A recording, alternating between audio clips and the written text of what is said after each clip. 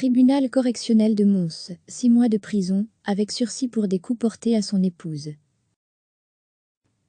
Un homme de 39 ans poursuivi pour avoir tenté d'assassiner son épouse en janvier 2016 à Silly, a finalement écopé lundi d'une peine de 6 mois de prison, avec sursis pour des coups portés à son épouse. Le tribunal correctionnel de Mons a en effet déclaré la tentative d'assassinat non établie, tout comme la prévention de torture. Le ministère public avait requis 8 ans de réclusion à son encontre.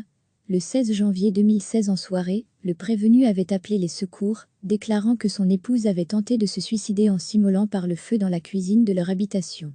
Pour l'accusation, il s'agissait d'une tentative d'assassinat. Des experts se sont penchés sur cette affaire à la demande du juge d'instruction. De l'éthanol a été retrouvé sur les vêtements que portait la victime ce soir-là. 2 foyers ont été relevés, au niveau de la poitrine et du bassin. Pour l'expert en incendie, la version du prévenu est contraire aux lois de la physique. L'homme avait déclaré que son épouse était debout dans la cuisine. Selon l'expert, le liquide déversé sur son corps aurait dû couler vers le bas-or, ce n'est pas le cas. Le liquide aurait dès lors été déversé alors que la victime était en position assise ou couchée. Le couple s'est séparé en avril 2016 et partage la garde des 2 enfants. Brûlée sur 25% du corps, la victime s'est constituée partie civile. Selon son avocat, la version du prévenu ne tenait pas la route. C'est soit une tentative de suicide, soit un acte volontaire. Ma cliente n'a jamais eu aucune tendance suicidaire, avait insisté Mevan Maleghem lors des débats. Recevez chaque matin l'essentiel de l'actualité.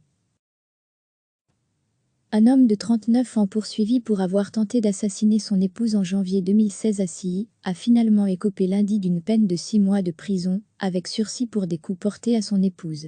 Le tribunal correctionnel de Mons a en effet déclaré la tentative d'assassinat non établie, tout comme la prévention de torture. Le ministère public avait requis 8 ans de réclusion à son encontre. Le 16 janvier 2016 en soirée, le prévenu avait appelé les secours, déclarant que son épouse avait tenté de se suicider en s'immolant par le feu dans la cuisine de leur habitation. Pour l'accusation, il s'agissait d'une tentative d'assassinat. Des experts se sont penchés sur cette affaire à la demande du juge d'instruction. De l'éthanol a été retrouvé sur les vêtements que portait la victime ce soir-là. 2 foyers ont été relevés, au niveau de la poitrine et du bassin. Pour l'expert en incendie, la version du prévenu est contraire aux lois de la physique. L'homme avait déclaré que son épouse était debout dans la cuisine. Selon l'expert, le liquide déversé sur son corps aurait dû couler vers le bas-or, ce n'est pas le cas. Le liquide aurait dès lors été déversé alors que la victime était en position assise ou couchée. Le couple s'est séparé en avril 2016 et partage la garde des 2 enfants. Brûlée sur 25% du corps, la victime s'est constituée partie civile. Selon son avocat, la version du prévenu ne tenait pas la route. C'est soit une tentative de suicide, soit un acte volontaire. Ma cliente n'a jamais eu aucune tendance suicidaire, avait insisté Mevan Maleghem lors des débats.